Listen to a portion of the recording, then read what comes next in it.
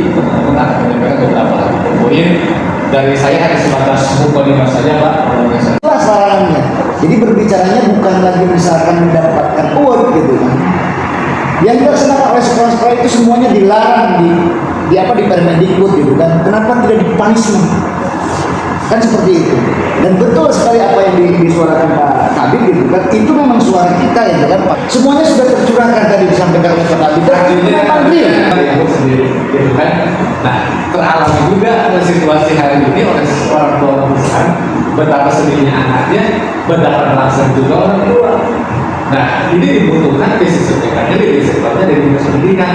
Tapi ketika lihat situasi tapi dalam hal ini makanya teman-teman perlu seperti ini, berarti ini masalah serius yang harus cepat kita bersikap seperti apa. Mungkin kita bicara persoalan ini untuk ujungnya adalah ya banyak organisasi lah memang belum ada. Mungkin persoalan ini yang apalagi yang kita keuntungan di saat jarang mau itu pribadi jadi memang persoalan ya bahwa di sekolah atau di favorit itu tidak semuanya masuk. Ini yang jadi persoalan. Saya udah jadi rata-rata kita itu berlaporan bahwa kegiatan SMP itu sekaligus. Terima kasih sekali kepada Rapri. Saya kira ini informasi yang komprehensif bahwa kemudian dari lapangan itu mereka tidak semulus apa yang kita terima laporan. Karena saya selalu berharap mereka yang tidak ikut di mana perlakuannya. Kemudian sudah jangan diberi tugas. Upayakan senangnya seperti yang saya buat. Yang kedua, jangan menguploadlah dana tersebut diketahui oleh yang berikut sampai seperti itu sebetulnya. Sampai saat ini alhamdulillah belum pernah ada yang memberikan datanya dari itu. Sekarang, jadi terima kasih Rapri ya memberikan informasi yang luar biasa. Yang kedua, masalah perpisahan ini pun sama para artis, bukan lelah sih. Jadi memang akuilah kelemahan kita itu benar-benar kasih orang tua itu tidak. Kalau kita tuh selalu dihadapkan itu katanya ini dengan keinginan sekolah orang tua. Dan secara administrasi memang orang tua. Cuma persoalan yang muncul kembali tadi ada yang memang tidak terperhatikan anak kita atau terabaikan. Tapi khusus tadi yang memang masih kurang baik. Sehingga muncul persoalan. Dan ini pun di Permendikbud 75/2016 ya. Ini jelas, Pak, ini jadi persoalan dan belum ada solusinya. Bahwa bedakan antara pendidikan dengan sumbangan. Nah ini kategorinya apa? Dan lagi mengingatkan pada hari ini, bila saya bisa bersyukur lah ya, ini mungkin menjadi kebijakan PLT yang sekarang seperti apa tapi hari ini. Jadi tidak bisa dibiarkan. Nah yang tugas pokok kita sebetulnya ini masalah motor, bully, memang itu yang utama. Bahkan kami itu jangan sampai asumsi kami gitu kan, kalau dulu pada semacam mungkin surat edaran, ya khawatir sekolah dan guru menyelesaikan yang seperti ini dalam situasi masyarakat situasi seperti itu.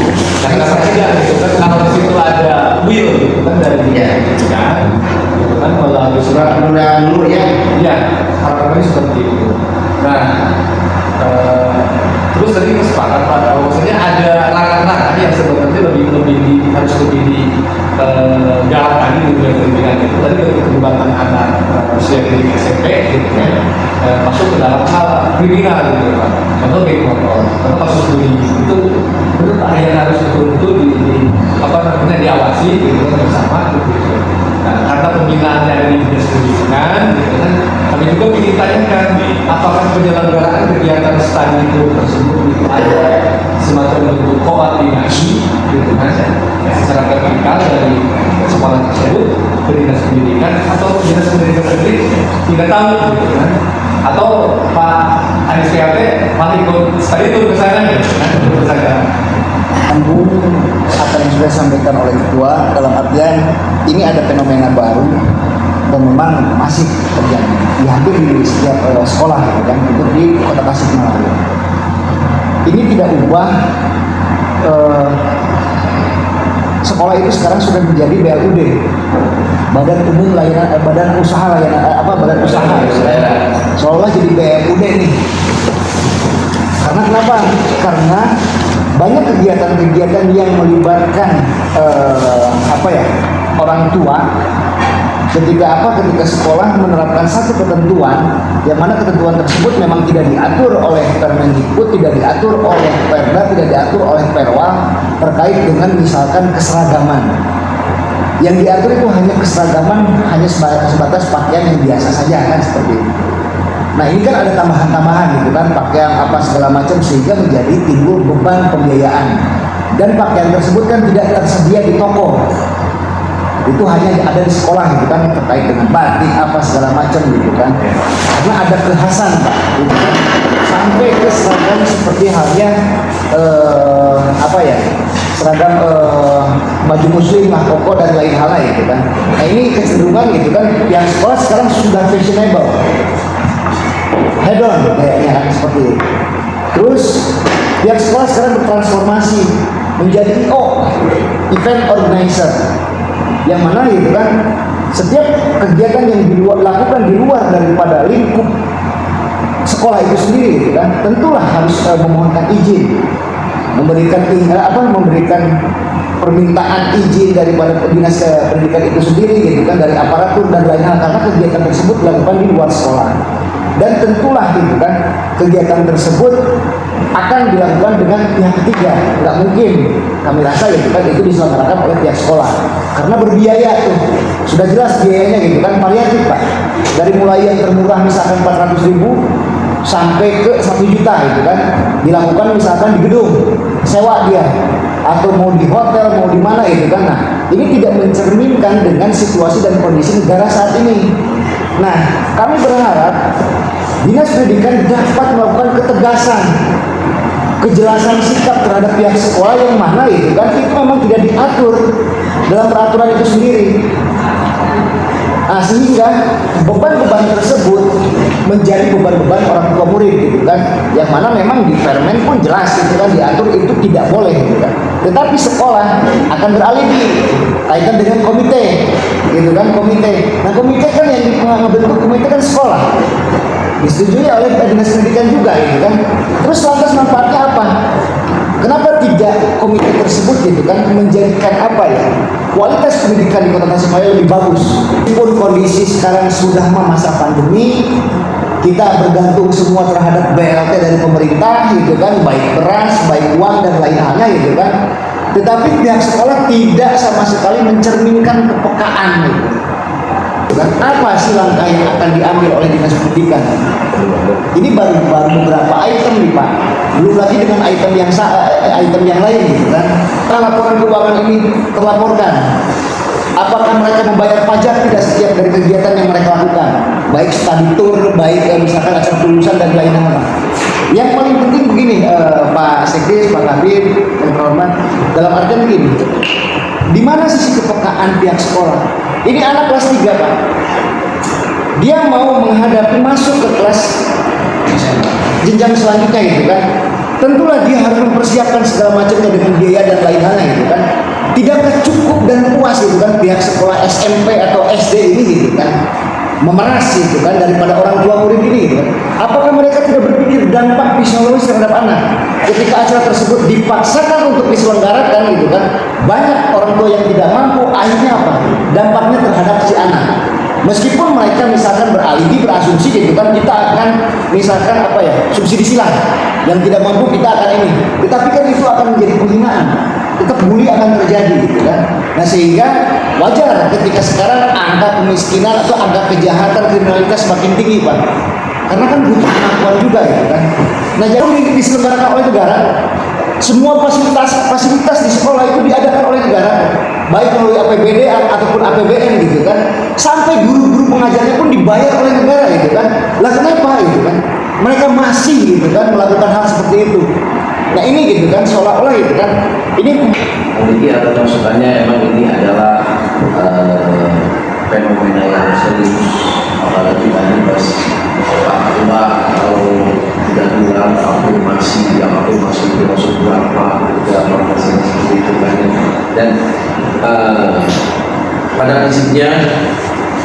kami support, kami dukung, kami tampung dan teman-teman ke KPLT.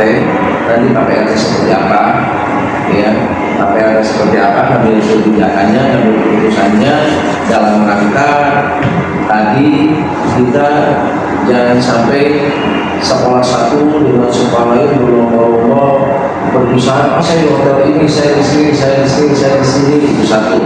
Yang kedua, jangan sampai studi itu makan dari studi itu gelar yang nantinya akan jadi sumber-sumber murid yang tidak itu, padahal yang tidak itu memaksakan sampai ke pinjol. Itu kan insya Allah nanti kami sudah dicatat, kami catat. Saya laporan nih apa yang diharapkan, apa yang diharapkan teman-teman kita dari lalu ini seperti ini, seperti ini, seperti ini, seperti ini. Nanti pun apa yang dikerjakan atau dilaksanakan oleh KPLT berupa kebijakan kita pantau bersama saya. Merujuk pada dua kemungkinan. Kalau pada warna itu juga sama dua harapan kita. Hitam putih tidak alon. Ada boleh, tidak ada tidak boleh.